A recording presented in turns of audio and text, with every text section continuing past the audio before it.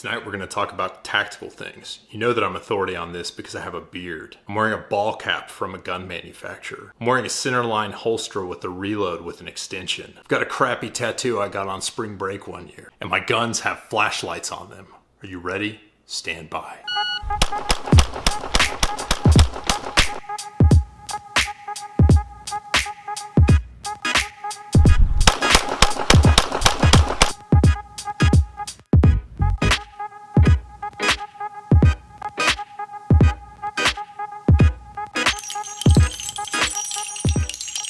So tonight we're going to be talking about the Streamlight TLR-1HL with 1000 lumens and the TLR-7A with the new switching from Streamlight that is flush with the end of a compact pistol.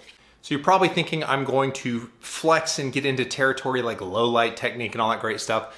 No, there's plenty of great content from reputable sources out here on that. But I am going to talk about the lights, and I'm going to talk about the dark secret that a lot of the Instagram gun trainers don't want you to know, and that's that these are frame weights and make the gun shoot softer, and that's why they put them on all of their pistols. So before we set that up, I will discuss the lights for those who are genuinely interested in what's different between them. So obviously there is more length on the TLR-1 versus the TLR-7, and as a result, it ends up being closer to like a Glock 17 length. So if you have a compensator, the TLR-1HL is probably the way to go. If you don't run a comp, then you're probably gonna like the TLR-7A. Now, the switching on the TLR-1HL is a rocker style paddle, which I don't necessarily love because it's so low, whereas the switching on the TLR-7A is significantly higher. This is the high configuration. It also comes with buttons in a low configuration.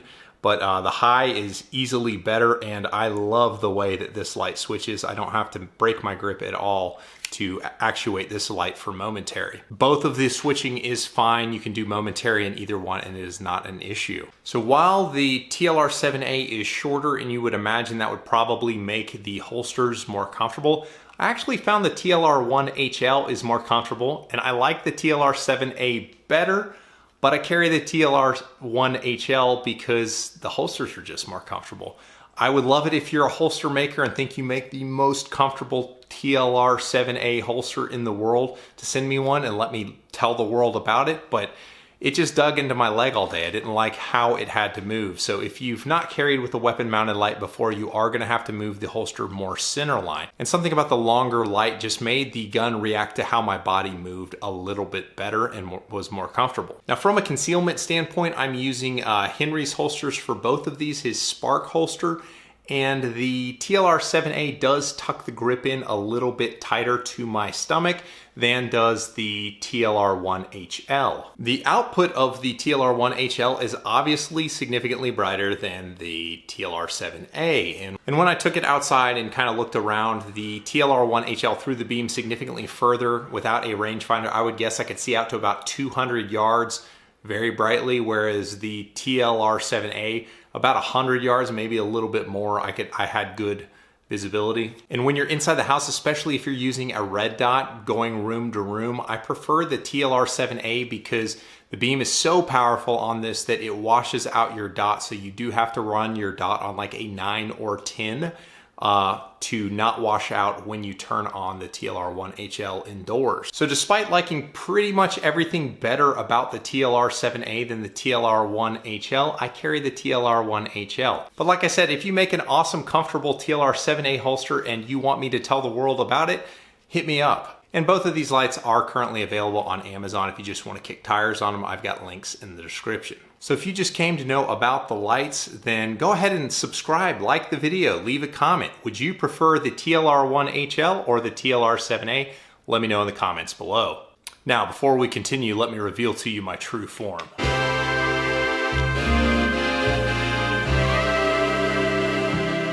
know what you must be thinking. I totally had you fooled. You thought I was a tactical guy. And like most tactical guys, I've never been in a gunfight either, but I'm actually a USPSA competitor. And you may be familiar with my building a heavyweight Glock video, which is the angle I want to talk about these, because these flashlights are glorified frame weights at the end of the day. The TLR-1HL adds about 4.2 ounces to the dust cover of the gun, which lets the gun flop out of recoil beautifully and it is putting weight in all the right places. So it takes a nice light gun like a Glock or other Service 9, and it hangs a bunch of weight off it. Similarly, the TLR-7A adds about 2.5 ounces to the gun. So the pure tungsten guide rods I use in my competition gun add about 3 ounces to the dust cover. So somewhere in between these two guns is what these lights actually add to the gun. So to get some data out of these guns, I use the advanced super test. And for those unfamiliar, it's 3 strings of fire, 10 rounds apiece. The first string is at 5 yards with a par time of 5 seconds.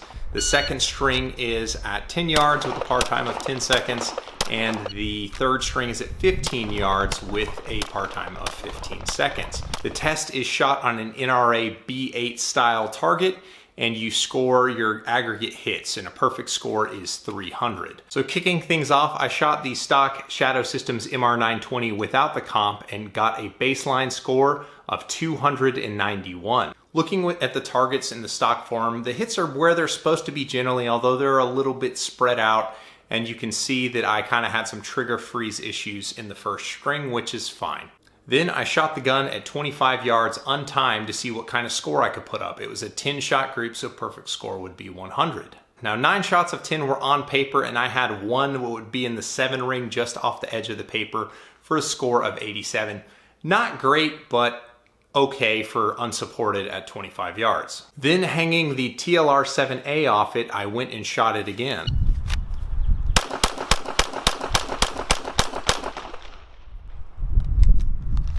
That was a lot easier. 5-yard line TLR-7, much easier.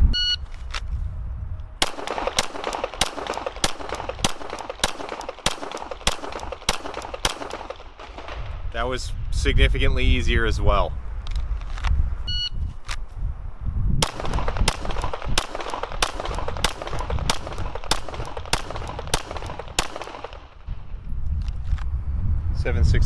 Putting the TLR-7A on the gun, I was able to greatly improve my score on the advanced super test. Now my control with this light mounted on the gun was significantly improved. That's very evident at my 5-yard target, where I almost shot a 1-hole group about as rapidly as I could pull the trigger.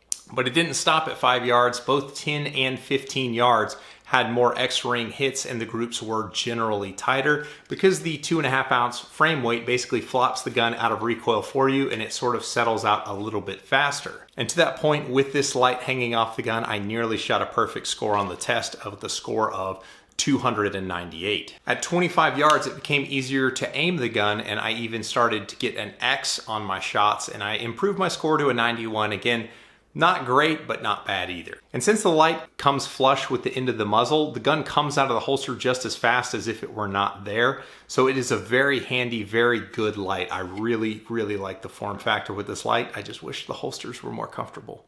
Now, the TLR-1HL. Putting this bad boy on the gun made a pretty big difference in how it drew.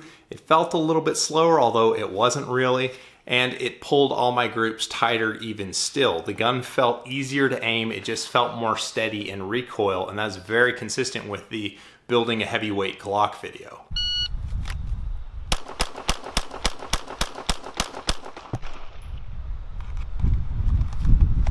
It's pretty easy, that's a 4-1.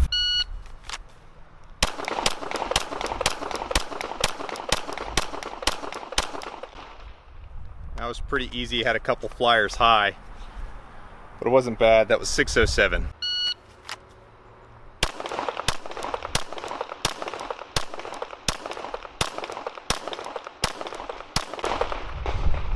One flyer high into the 8, but I saw it happen as it broke the shot. I just didn't return the gun from recoil, but it's a pretty good target otherwise.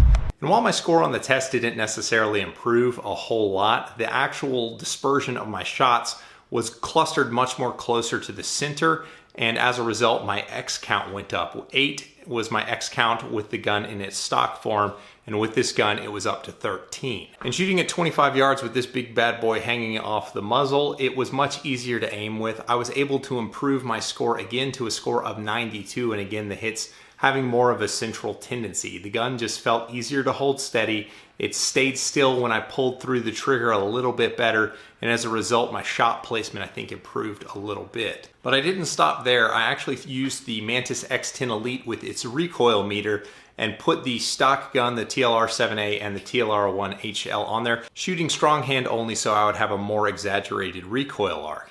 Now the Shadow Systems MR920 was recoiling about 18 degrees as measured by the Shadow System over a 5-shot average. And interestingly, the TLR-7 didn't appear to reduce the angle of muzzle climb, but the TLR-1 did reduce the angle of muzzle climb from about 17.8 down to about 15.8, which is over a 10% reduction in muzzle climb. So ultimately, through performance testing and through old-fashioned measurement and bro science, we've determined that flashlights are glorious frame weights and make plastic guns a little bit easier to shoot.